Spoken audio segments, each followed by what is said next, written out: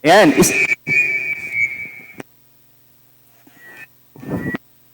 Hello.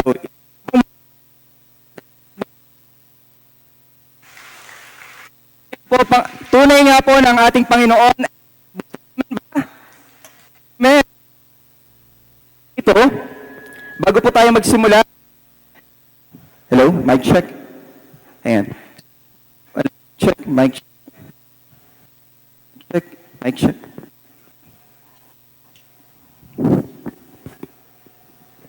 Hello, mic check. Ayan, mga kapatid, bago po tayo magsimula, atin po munang banggitin ang ating panunumpa sa Panginoon sa umagang ito. Ako ay narito ngayon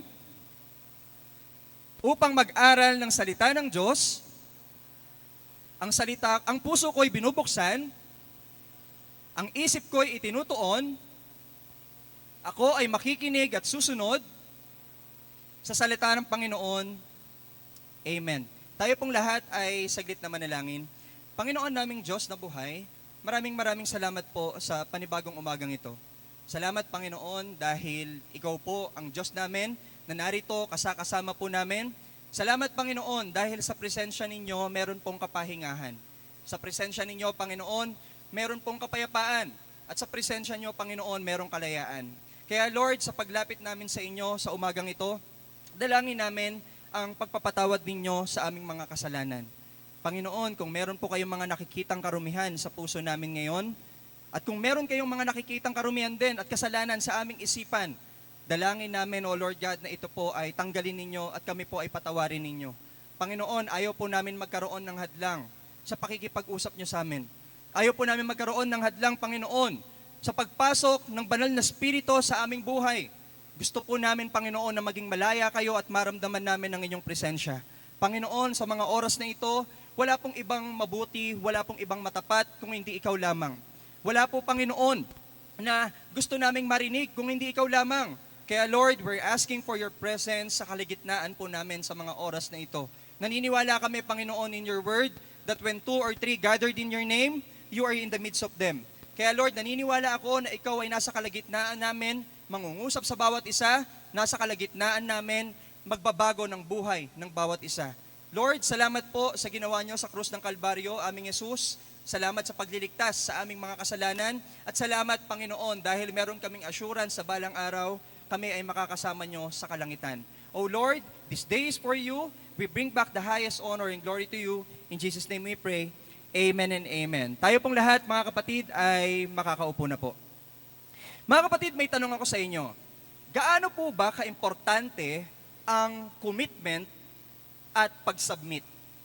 Gaano po ba kaimportante ang commit at pag-submit? Siguro kung pag-uusapan natin ang relationship, napakahalaga po ng commitment.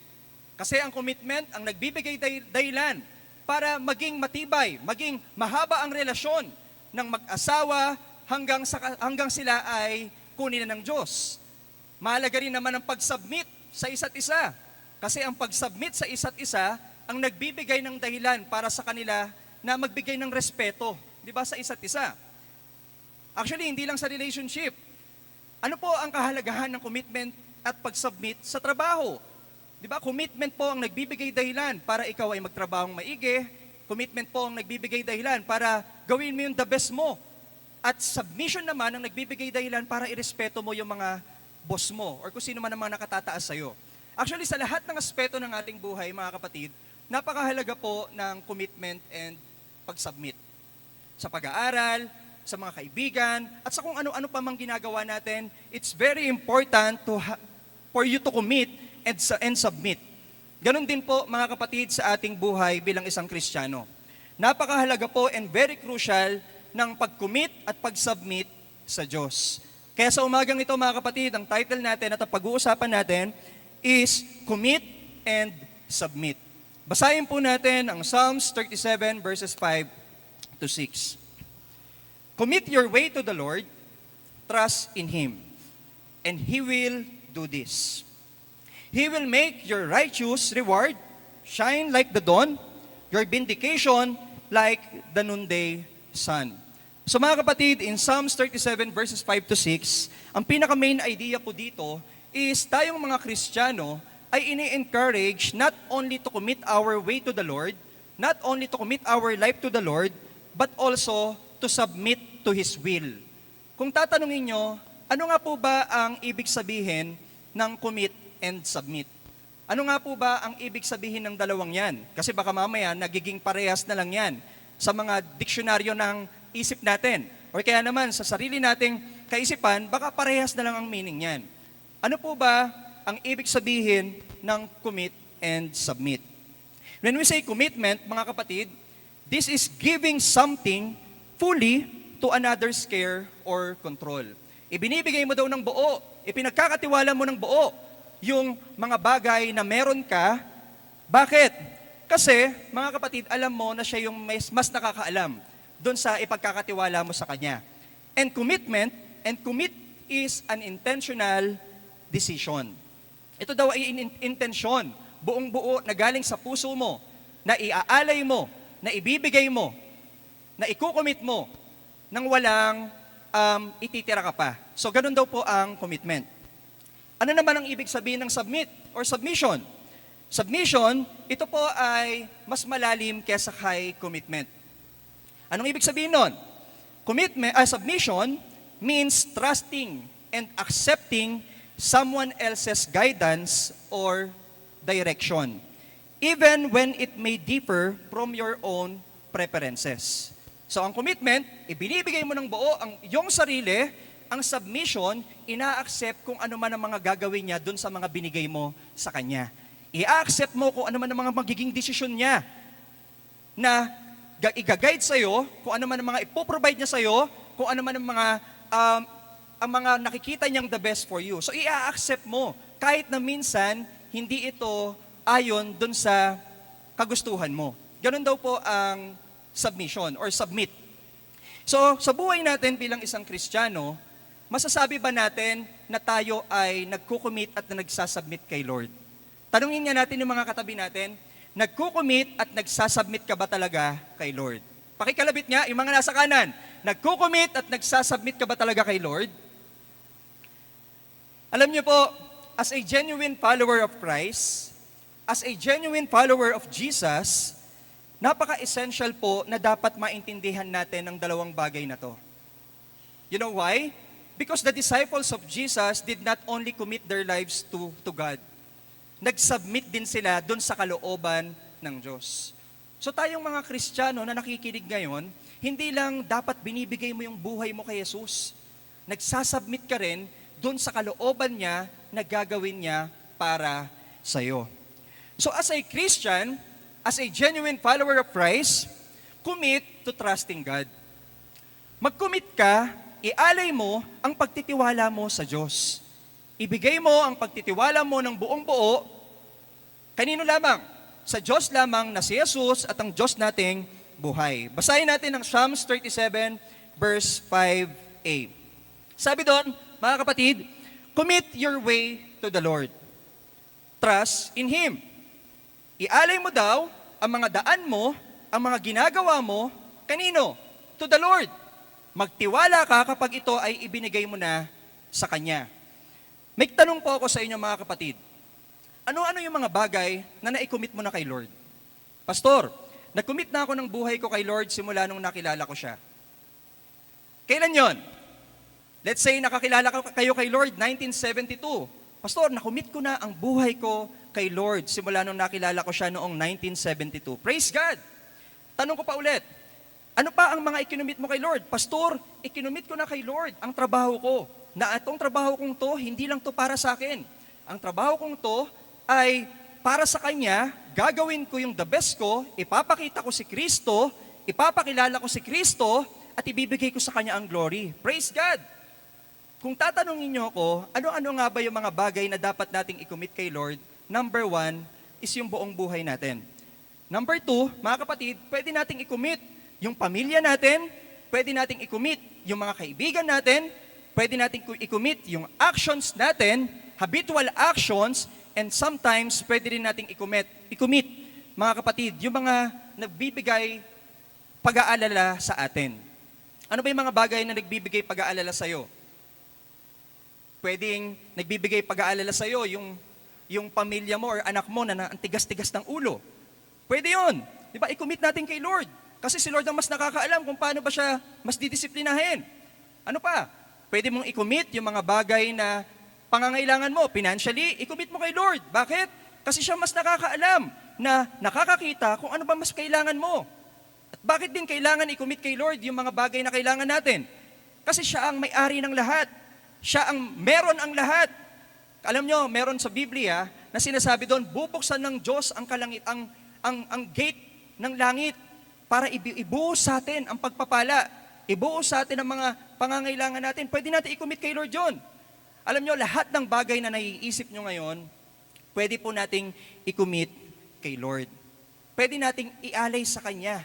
Pwede nating ibigay sa Kanya. Alam nyo po, commitment to trusting God is the act of handing over control. Acknowledging that God knows what is best for you. Tignan nyo to, mga kapatid. Commitment is the act of handing over control. Sino po dito yung mga marunong mag-drive? Sino po dito yung mga marunong mag-drive? Magsabi nga ng amen. Maraming marunong mag-drive. Papayag ba kayo, mga kapatid, na yung sasakyan ninyo, na dinadrive ninyo, ay ipapadrive nyo dun sa taong hindi marunong? Papayag ba kayo? Halimbawa ho, pupunta kayo sa napakalayong lugar. Halimbawa, pupunta kayo sa dulo ng Luzon, sa bandang Ilocos, let's say Ilocos. Papayag ba kayo na yung sasakyan ninyo, ang magdadrive para sa inyo, is yung taong hindi marunong? Hindi, di ba? O mga asawang lalaki, papayag ba kayo na yung asawa niyong babae na hindi marunong mag-drive, ipagdadrive kayo? Naku, baka hindi pa nga lumalagpas yung Metro Manila, hindi pa kayo lumalagpas sa Metro Manila, kunin nyo na yung sasakyan sa kanya. Di ba? Ang dami pa lang na dumadaan na kung ano-ano, baka kunin nyo na yung sasakyan. Kasi, alam natin na kapag hindi tayo yung nag-drive na marunong, is pwede tayong ma-aksidente. Or pwedeng magkaroon ng distraction. Alam nyo, ganun din sa buhay natin. Ang pagtitiwala at pagkukumit ng buhay kay Kristo, ibinibigay mo yung manubela mo sa Kanya. Ibinibigay mo yung control mo sa Kanya. Bakit? Kasi hindi naman ikaw ang marunong mag-control ng buhay mo. Alam nyo, minsan nagmamarunong tayo na kinokontrol natin ang buhay natin. Totoo yan. Di ba, minsan akala natin, alam ko na yung the best para sa akin eh. So kakain ako araw-araw ng lechon, hindi naman ako magkakasakit. Diba, kala natin, alam na natin. Yung mga nararamdaman natin, kala natin, okay na to. Ito na yung gagawin ko. Kasi hindi ko naman, alam ko na yung gagawin ko. Akala natin, minsan, we know what is best for us. Pero mas may nakakaalam pa pala ng pag-control sa buhay natin at walang iba kundi ang Diyos. So it's very important to give yung control ng buhay natin sa Kanya. Alam nyo minsan, ito pong relo ko, yung relo ko pong to, ang tatak po niya ay, hindi ko na po sasabihin, hindi naman po ito pamahalin. Alam niyo po, ito pong relo ko, mga kapatid, nung minsan ho itong nasira, ito po ay ipinagawa ko. Dinala ko po sa mga gumagawa ng relo, sa mga nasa gilid. Tapos, nung pinagawa ko ito, instead na maayos ho nila, hindi po nila naayos. Alam niyo kung bakit, mga kapatid? Kasi sabi nila sa akin, Kuya, wala kaming pyesa ng relong yan. Kuya, wala kaming mga gamit na pwedeng gamitin dyan para maayos yan. At hindi kami yung manufacturer na pwedeng mag-ayos dyan totally.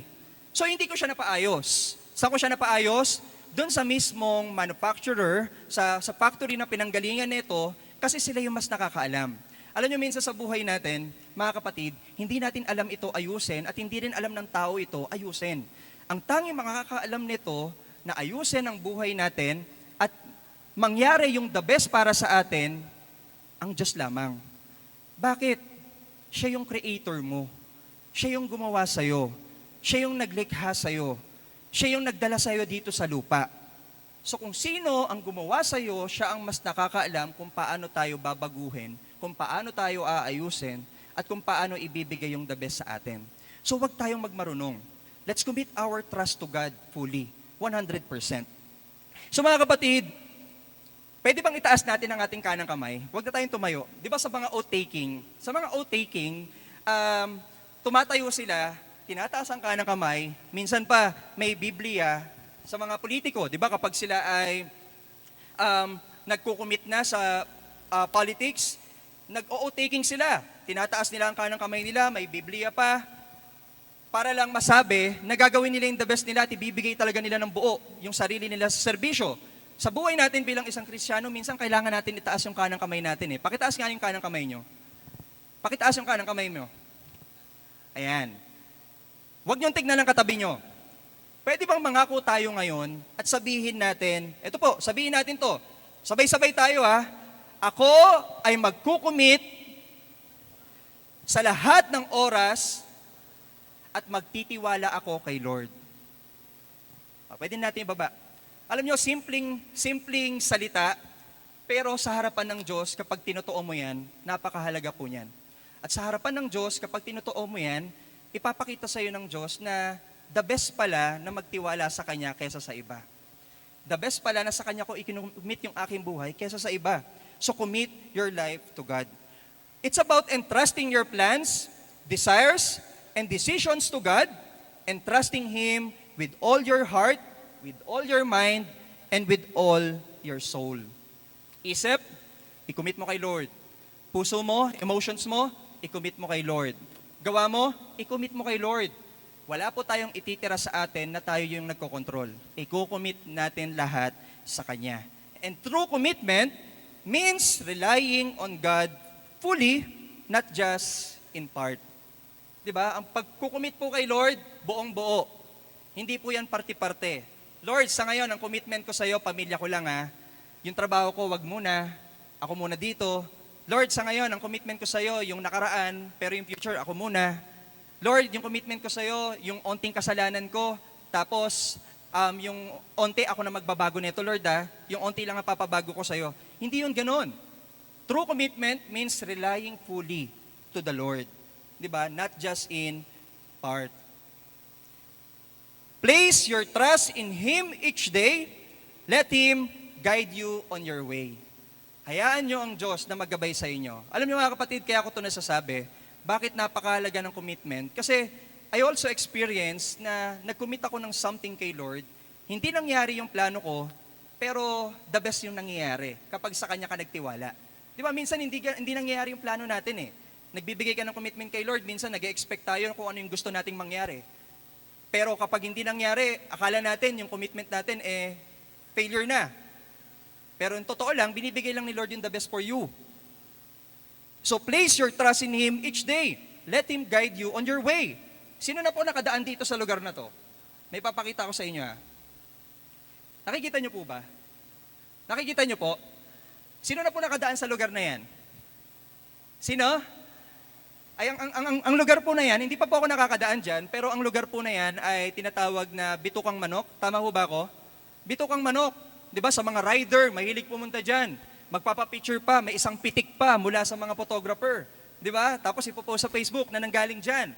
Di ba, alam nyo, sa lugar na yan, napakahirap po niyang daanan. Di ba? Lalong-lalo na sa mga hindi naman katagalang driver pa or hindi mga sanay. Mahirap po siyang daanan. Bakit? Maaring madulas, paikot-ikot, nakakahilo, mataas, masiraan ka, and etc. Hindi madaling madaanan. Ang makakadaan lamang dyan, mga kapatid, yun talagang expert sa pagdadrive, malinaw ang mata, lahat ng maayos ang sasakyan, maayos ang motor, basta lahat ng the best na meron sa kanila, mga kapatid, yun lang yung mga kayang dumaan dyan with confidence din. Ako, personally, hindi ko kayang dumaan dyan. Natatakot ako. Minsan may nagsabi sa akin kaibigan ko, tara, Christian, tax, punta tayo dyan sa lugar na yan. Daan tayo dyan. Subukan natin. Personally, medyo kinakabahan ako kasi hindi ko naman talaga kabisado yung lugar. So baka mamaya kung anong mangyari. Pero yung mga kaibigan ko na nakakaalam niyan, ilang beses na po sila nagpadaan-daan dyan. Alam niyo sa buhay natin, minsan baliko-liko yung desisyon natin. Minsan, yung problema mo, baliko-liko rin, katulad ng bitukang manok. Minsan, yung kasalanan mo, nung una, straight ka na nabago mo na, tapos biglang liko-liko ka ulit, bumalik ka na naman sa dati. Alam niyo, ang tanging makakapagbago dyan, makakapag-straight dyan, walang iba kundi ang Diyos. Siya ang expert sa lahat. Siya ang expert kahit dyan sa bitukang manok na yan. Siya ang expert. So give your best to Him. Give your life to Him.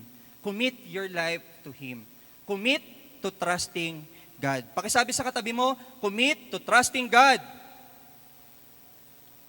May tanong po ako sa inyo mga kapatid. Meron po bang area sa buhay nyo ngayon na pilit nyong kayo pa rin ang nagkokontrol? Pilit nyong kayo pa rin ang nagkokontrol. Meron ba? Yang bang area na yan na kinokontrol nyo, na i-commit mo na ba yan kay Lord? Kung hindi pa, i-commit mo na yan. Alam niyo po, lahat po nang nagko-commit kay Lord, na nagtitiwala sa Kanya, kilala po nila ang boses ng Diyos. Or kilala nila ang Diyos. May tanong ako, bakit kayo nagko-commit sa asawa nyo? Sa mga may asawa, bakit kayo nagko-commit sa asawa nyo? Kasi kilala mo yung asawa mo. Yung asawa mo, mabuti, asawa mo, provider, asawa mo, hindi babaero. Magsabi nga ng amen ang mga hindi babaero dito. Alo, puro babaero. Wala nagsabi ng amen ha. Alam niyo mga kapatid, kapag nag-commit ka into someone, ibig sabihin, kilala mo siya ng lubusan. Nakakaintindihan tayo? Kapag nag-commit ka dun sa isang bagay, alam mo yung qualities niya, characteristics niya. Alam niyo, ganun din tayo kay Lord eh. Kapag nag-commit ka kay Lord, you know Him. Kilala mo siya. Sabi po sa Psalms 9:10, tignan niyo to. Tignan niyo to mga kapatid. And those who know your name, put their trust in you. For you, O Lord, have not forsaken those who seek you. Tignan niyo yan mga kapatid. Lahat na nagtitiwala kay Lord, nagkukumit kay Lord, kilala siya. Diba? Gaano nyo kakilala ang Diyos? Kung ganito kalaki ang problema nyo, ang pagkakakilala nyo sa problema nyo, gaano nyo kakilala ang Diyos? Mas malaki ba siya sa problema nyo? O mas maliit siya sa problema nyo?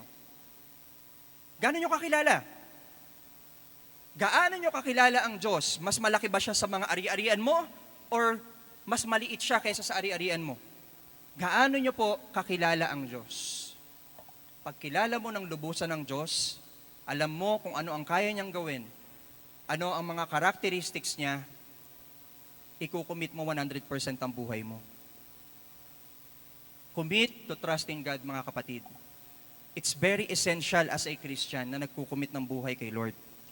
That's number 1. Take the first step in faith by giving control to Him. Trusting Him with your entire being, your heart, your mind, and your soul. Next, mga kapatid, how about to submit? Submit to the plans of God. Ano ibig sabihin naman ito? Kanina kasi, we're committing our ways to the Lord. Ito naman, we're submitting to the plans and to the will of God. Anong ibig sabihin? Tignan nyo muna itong verse na to.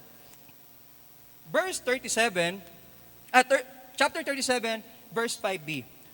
Tignan nyo po. And He will do this. Tignan nyo Tignan nyo yung verse. Commit your way to the Lord, trust in Him. And He will do this. May tanong ako sa inyo. Katulad ng sabi ko sa inyo kanina, minsan, yung kinukumit natin kay Lord, nag-e-expect tayo ng something na yung gagawin ni Lord kapag kinumit na natin yun sa Kanya is yung expectations natin. Is yung gusto natin. Halimbawa, ganito. Ikinukumit ko, Lord, sa itong babaeng to. Kinukumit ko sa iyo, Lord, pero ang expectation ko, Lord, mapapasakin siya balang araw. Kinukumit ko sa iyo, Lord, tong panalangin ko na magkaroon ako ng trabaho na the best, pero ito pa rin ang gusto ko, Lord. Minsan ganun tayo. May tanong ako sa inyo, mga kapatid. What if God does not answer your prayer? Will you still commit your life to the Lord? Paano kapag hindi sinagot ng Lord ng yes, yung panalangin mo? Ibibigay niyo pa rin ba yung buhay niyo sa Diyos? Magkukumit ka pa rin ba sa Kanya 100%? Diba? Nananalangin ka, Lord, please pagalingin mo naman ako. Please, Lord, tanggalin mo tong thorn sa buhay ko. Lord, tanggalin mo tong mga nasa isip ko. Or tanggalin mo to, Lord, basta ito, Lord, itong gusto ko. What if hindi yes ang sagot doon sa panalangin mo?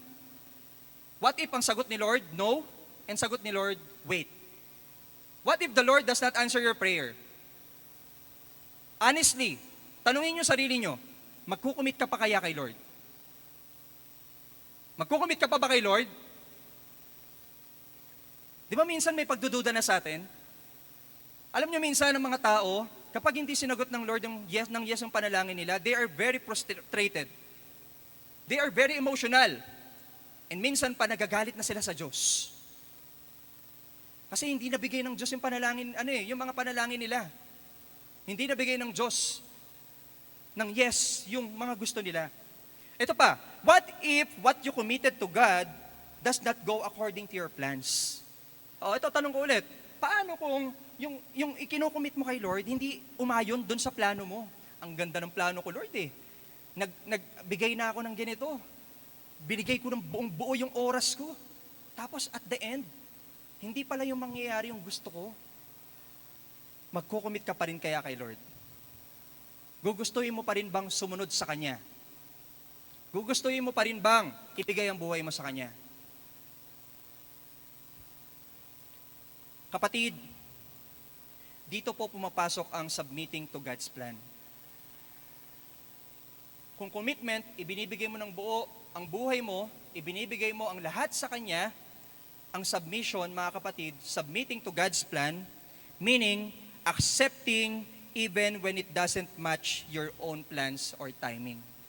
Kahit hindi nag-match doon sa gusto mo, tatanggapin mo pa rin yung ibinibigay ng Diyos sa'yo.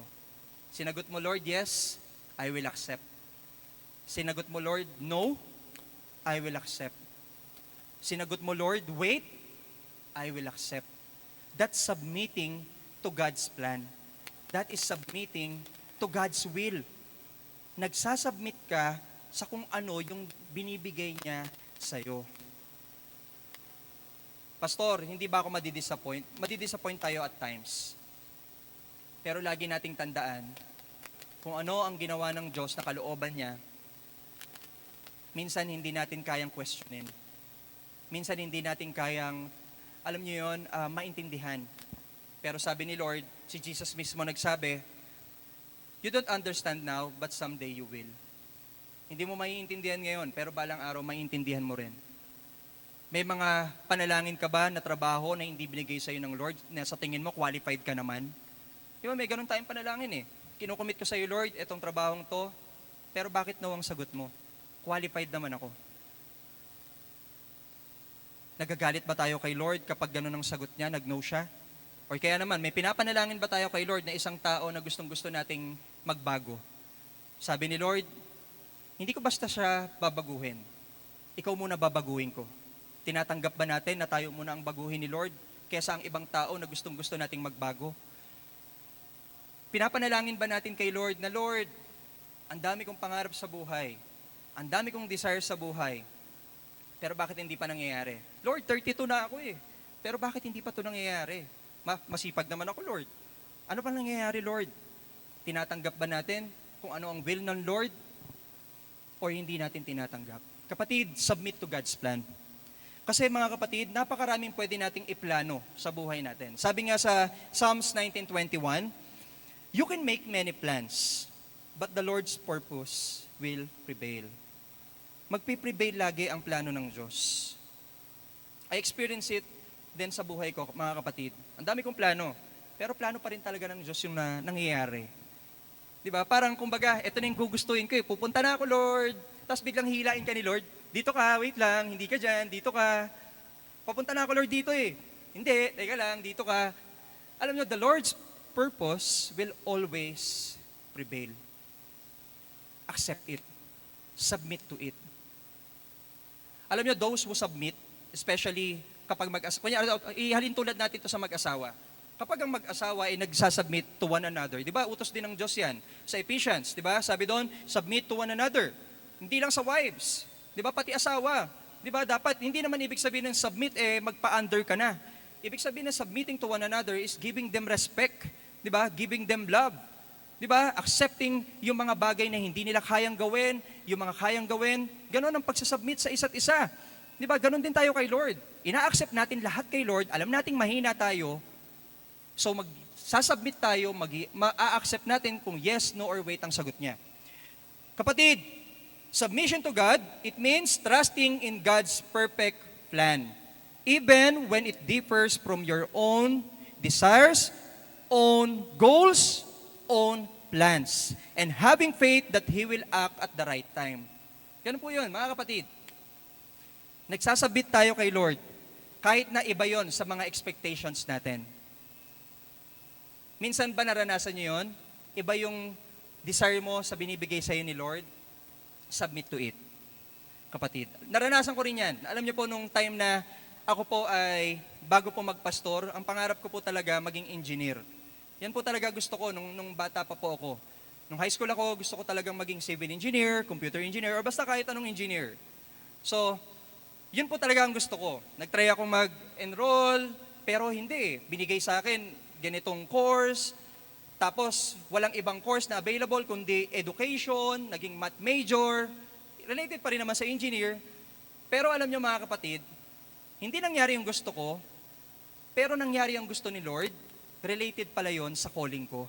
Diba, bilang isang teacher, related pala sa calling ko na magbahagi at magturo rin ng salita ng Diyos. Minsan hindi ko maintindihan eh. Nung una hindi ko naintindihan. Pero ngayon, naiintindihan ko na dahil nag-submit ako, mas nangyari tuloy ang plano ng Diyos. Gusto mo bang mangyari ang plano ng Diyos sa buhay mo? Magsabi nga ng amen. Ngayon pa lang mag-submit ka na sa Kanya. Hindi mo pa nakikita ngayon yung clearer picture eh. Ganun naman talaga. Di ba, kapag tayo may pupuntahan na isang lugar, kunyari limbawa, pupunta ka sa abroad, hindi mo pa pag pupunta ka doon, may mga nakikita-kita ka lang ng mga pictures sa Google or kung saan, kung ano pa man.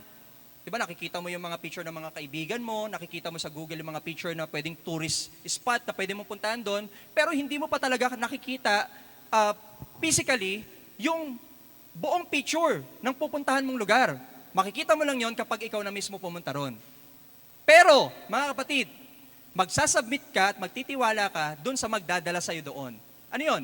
Yung piloto at yung eroplano na magdadala sa'yo doon. Ganon din tayo kay Lord. Hindi mo pa nakikita sa ngayon, pero balang araw ipapakita sa'yo ni Lord in clearer picture yung the best plan niya for you. Sabi nga sa Proverbs 3:5-6, di ba? Trust in the Lord with all your heart, with all your soul, with all your mind. And in all your ways, acknowledge Him, and He shall direct your path. Ida-direct niya ang path mo, makikita mo ang clearer picture. And sabi rin naman sa Jeremiah 29:11, di ba? Ang plano niya, it will prosper you. Para i-bless ka. Pakisabi nga sa katabi mo, i-bless ka ni Lord. So, submit to Him. Kapatid, kilala niyo po si Joseph the Dreamer.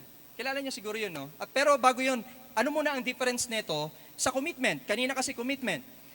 While commitment is about giving control to God, submission is about accepting His authority and decisions over your life, even when things don't go as expected. So, yun po ang difference ng dalawa. So, alam niyo po, meron akong kakilalang character sa Biblia. Kakilala no? Kala mo personal kong nakilala. Nabasa ko pong character from the Bible, si Joseph the Dreamer. So siguro kilala niyo naman si Joseph the Dreamer, no, mga kapatid. Si Joseph the Dreamer po ay nag-commit ng buhay sa Diyos, pero alam natin ang story niya. Binitray siya ng mga kapatid niya, binenta siya, 'di ba? Minsan pang napagbintangan siya na hinahalay si Potiphar. 'Di ba? Nakita natin yung mga nangyari sa kanya. Nag-commit ng buhay, pero Lord, bakit ganun yung nangyari sa kanya? Sabi siguro kung tayo nasa sitwasyon ni Joseph, Lord, nag-commit naman ako ng buhay ko sa inyo eh. Pero bakit ganito yung mga nangyari sa akin?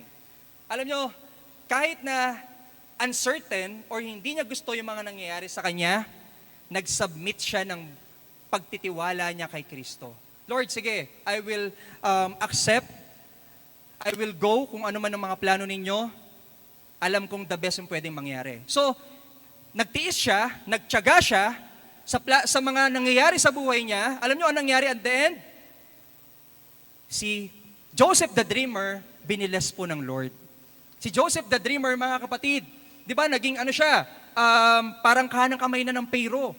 Di ba, si Joseph the Dreamer, nagkaroon siya ng mataas na posisyon. Dahil doon, nakuha niya yung mga pamilya niya, pinatawad niya yung pamilya niya. Siya ngayon ay isa ng tao na nagiging pagpapala rin sa iba. Mga kapatid, ganun din tayo minsan. Di ba, minsan uncertain yung mga pangyayari. Tribe to it. Di ba, mag-tribe tayo dyan. Dumaan lang tayo dyan. Huwag kayong mag-alala, tutulungan kayo ng Diyos. Mag-submit pa rin kayo sa plano niya. At the end of it, makikita mo yung kapayapaan at kagalakan na ibibigay niya na sa'yo. Ganun po yung nangyari kay Joseph the Dreamer, mga kapatid. So surrender your will.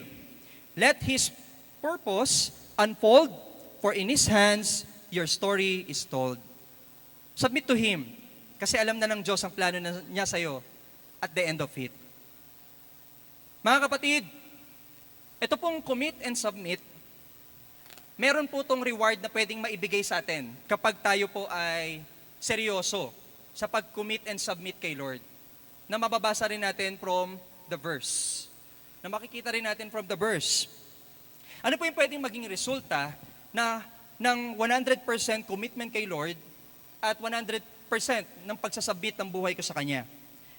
Una, mga kapatid, tingnan natin, there will be a reward from God. There will be a reward from God. Kung totoo na nagsasubmit at nagkukumit ka kay Lord, may reward po yan. Alam niyo, ang Diyos natin napaka-generous eh. Hindi po siya basta na nag-uutos sa atin nang wala siyang pangakong ibibigay. Alam niyo, in every obedience, there's a blessing. And every disobedience, ano nangyayari? Diba? There's a destruction. So kung sumusunod ka kay Lord na nagkukumit 100% of your life to Him, submitting to Him, there is a blessing. There is a reward from Him, from God. Basahin natin in 37 verse 6. Paki-next slide please. He will make your righteousness shine. Tignan niyo na, tignan niyo mga kapatid. He will make your righteousness shine like the dawn, the justice of your cause like the noonday sun. So ano yung unang result ng commitment and submission? Lilitaw daw po sa atin, lalabas sa buhay natin, yung katwiran ng Diyos. Lalabas sa atin yung fruits of the Holy Spirit. Lalabas sa atin yung Christ-like character. Lalabas sa atin yung mga inaaral natin dito, maa-apply natin sa labas. Tignan nyo, mga kapatid, what is the first reward? Righteousness. Sino dito ang gusto na maipakita sa ibang tao yung righteousness nila? Magsabi ng amen. Di ba gusto nyo makita nila yung righteousness ng Diyos? Para maipakita mo yon, kailangan mag-commit ka 100% kay Lord and submit to His plan 100%. Di ba parang ganito yan eh? Lord, binigay ko na sa iyo yung buhay ko, nag-commit na ako sa iyo, nag-submit na rin ako kasi hindi man nangyari yung plano ko, pero nangyari ang plano mo. Ano sa tingin niyo yung magiging resulta sa atin na righteousness na lalabas? Lumalabas yung fruits of the Holy Spirit. Di ba? Nagkakaroon ka ng self-control, nagkakaroon ka ng mapagpasensyang pag-uugali, nagkakaroon ka ng pag-uugali mapagmahal, and you think hindi reward yun? It is a reward. Di ba? May magsasabi sa'yo, kapatid, dati ka namang sanggano dati kang barumbado, pero ngayon, binigay mo yung buhay mo kay Jesus. Isa ka ng panibagong tao na mabait, isa ka ng panibagong tao na kapag nakita mo, talagang mabibless ka. Di ba? Reward yun. Bakit? Kasi nabibigay mo yung glory kay Lord. Isa pa, di ba? Kapag ikaw yung dating tao na hindi mapagbigay, ngayon nagiging mapagbigay ka na, nakikita na yung righteousness ng Diyos sa'yo, nagsashine na siya, reward yun. Bakit? Kasi nakikita na ang Diyos sa'yo at nabibigay mo yung glory kay Lord. Sabi nga sa nabasa ko, mga kapatid, if you want to be blessed, be a giver. If you want wisdom, read the Word of God. If you want to have power, mga kapatid, pray ceasingly. Pray, huwag kang matapos sa pananalangin. Magmanalangin ka ng patuloy. Sa buhay natin, para maipakita yon, you need to commit and submit. That is a reward from God. When you commit your life to God and submit to His plan, He promises to show your righteousness and bring justice to your situation. Mapapakita ang righteousness sa buhay mo. May kakilala po ako na isang kasamahan ko po sa trabaho. Isa po siyang genuine follower of Christ. At siya po ay minsan nakaranas ng situation sa buhay niya ng kanyang tatay. Nagkaroon po ng sakit sa hindi ko po alam kung anong tawag sa sakit na yon, pero yung tatay po niya hindi makarumi. Hindi makalabas ng dumi sa katawan. So ilang linggo, ilang araw na, siyempre kapag ikaw hindi makarumi, talagang magkakaroon ng infection deep inside. Alam nyo, siya bilang isang mananampalataya, nagtiwala siya kay Lord, dinala niya sa ospital ang tatay niya. Ang tatay niya, ang daming nangyari, ang daming mga surgery ginawa, Nagtiwala pa rin siya kay Lord, kinupit pa rin ang buhay niya kay Lord. Tapos yung tatay niya, ang daming babayaran sa hospital bills, and etc. Nag-submit pa rin sa plano ng Lord. Alam nyo, ang na-develop sa kanya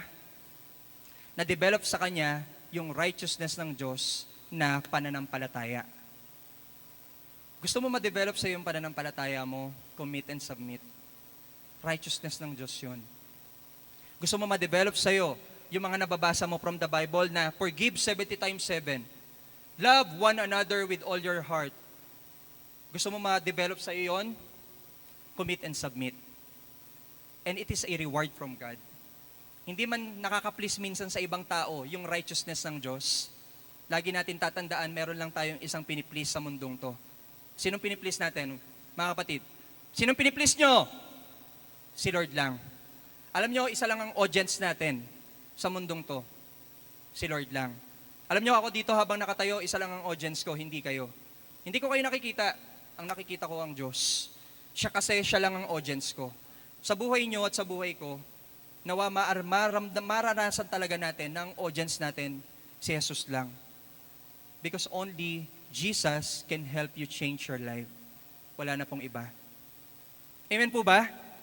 Amen. And of course, there is a reward from God na ipapakita sa iyo ng Diyos yung justice niya.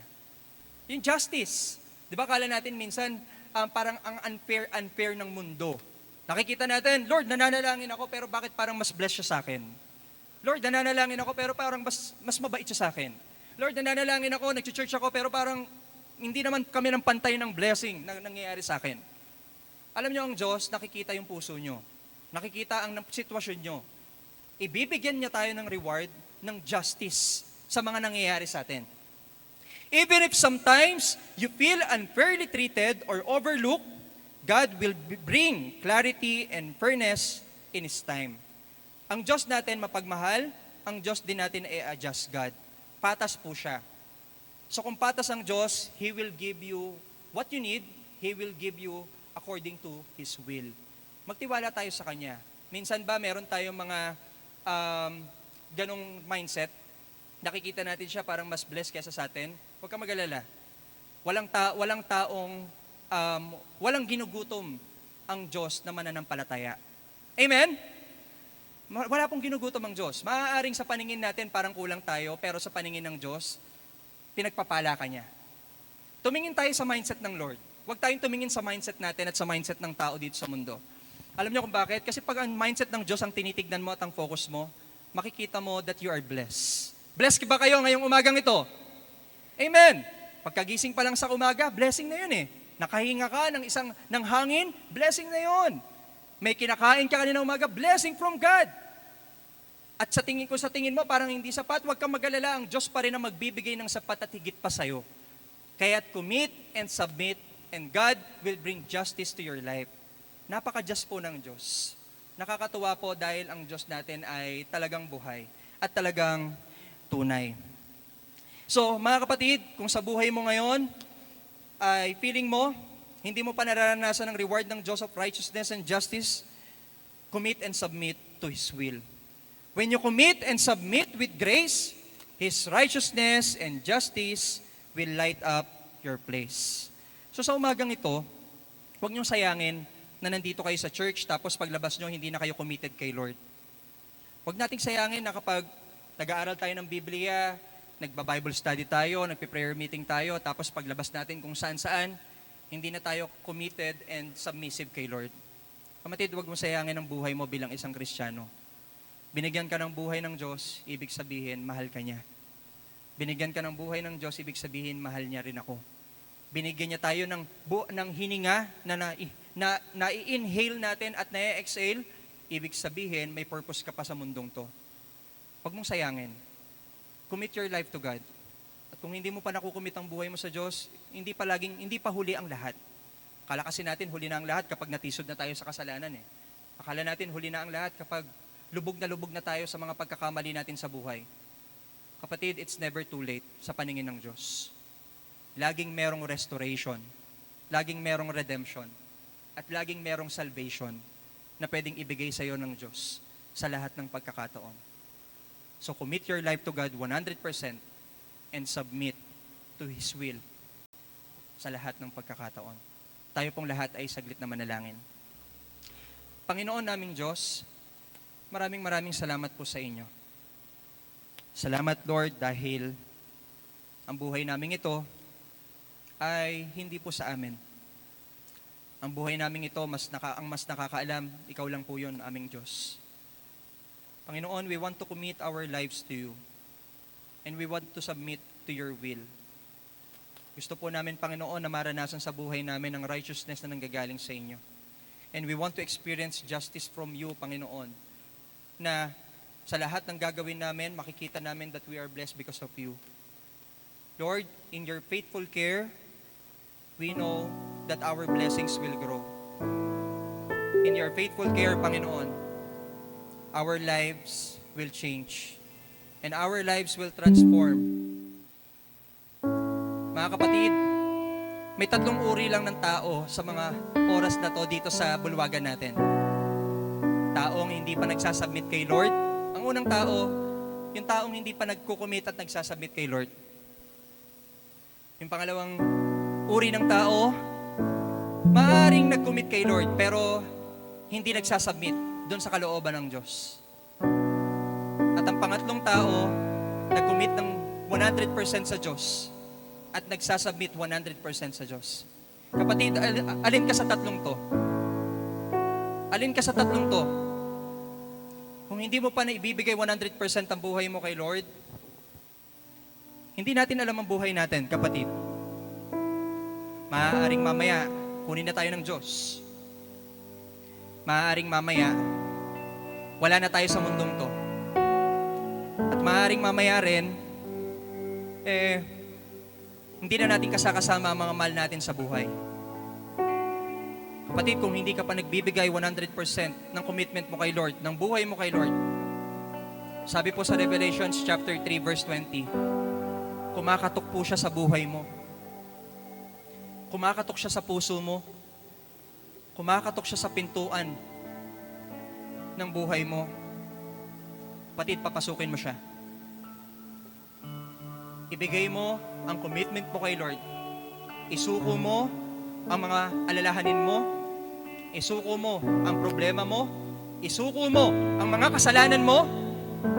Isuko mo ang buong buhay mo sa Kanya dahil siya ang mas nakakaalam para baguhin ka niya at baguhin niya tayo. Kapatid, kung ikaw yung isang tao na nagko-commit ng buhay na kay Lord, nag-commit ng buhay na kay Lord noon, pero ayaw mag-submit sa kalooban ng Diyos, kapatid, this is also the right time to submit your plans to Him, to submit to His will. Kalooban ng Diyos ang the best para sa iyo, kapatid. Kalooban ng Diyos ang the best. Sa bawat sitwasyon mo, huwag mong sayangin na hindi mangyari ang calling niya sa iyo, ang kalooban niya sa iyo, ang pinapagawa niya sa iyo. Huwag mong sayangin, kapatid. Submit to His will. Mag-yes ka dun sa kalooban niya. Ano man ang mga nagbigay sa iyo ng frustration, disappointments, heartaches, submit to His will, kapatid. Ibigay po natin ang buhay natin kay Jesus. Alam niyo po, si Jesus, He commit and submit His life to our God the Father. Nang mga tao po, mga kapatid, ay punong-puno ng kasalanan. Ibinigay ni Jesus ang kanyang sarili, bumaba sa lupa, nagpakabako sa krus, at sinunod ang kalooban ng Diyos na siya ay mamamatay at muling mabubuhay. Kapatid, tayo mga anak niya, tayong mga tagasunod niya, tinatawag ka niya, kinakausap ka ng Diyos. Commit and submit your life to Him. Commit your ways to the Lord kung gusto mo ma-establish ang plan mo. Commit and submit to the Lord kung gusto mo na talagang hindi mangyari kung ano lang ang nasa isip mo. Kung gusto mo mangyari ang the best, commit and submit. Kung gusto mo maranasan ng buong-buo ang kalooban ng Diyos, kung gusto mo maranasan ang kaligtasan niya sa iyo, kung Kung gusto mong maranasan, kapatid, ang pagkilos ng Diyos sa buhay mo, sundan po natin itong panalangin na to. Huwag mong tignan ang katabi mo. Huwag mong tignan at isipin kung sino man ang nasa harap mo. Ang isipin mo, kausap mo ang Diyos. Ang isipin mo, kausap mo siyang mangungusap sa'yo. Kaharap mo siya. Sundan po natin itong panalangin na to. Panginoon, patawarin niyo po ako sa mga kasalanan ko. Panginoon, tinatanggap kita, aking tagapagligtas at aking Diyos na buhay. Salamat po sa ginawa ninyo sa krus ng Kalbaryo. At salamat po sa kapangyarihan nyo na magbabago ng aking buhay. Panginoong Hesus, kinukumit ko po 100% ang sarili ko sa inyo at nagsasubmit po ako 100% sa kalooban po ninyo. Maghari po kayo. Kayo po ang gumabay at ang kalooban ninyo ang mangyari. Maraming salamat po sa pangalan ni Jesus. Amen. Let me pray for you, Panginoon. Maraming salamat po sa umagang ito. Salamat po, Panginoon, that in this time, tunay, Panginoon, na totoo ka.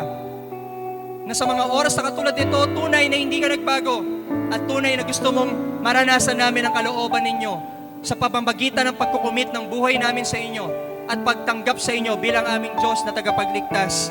Lord, sa mga oras na ito, dalangin ko ang mga kapatiran na kayo po ang patuloy na kumilos, patuloy na gumabay, patuloy na magprotekta at patuloy na mag-provide at patuloy na magpagaling sa kanila sa lahat ng pagkakataon. We offer you, Lord God, the highest praises, the highest honor. In Jesus' name we pray. Amen and amen.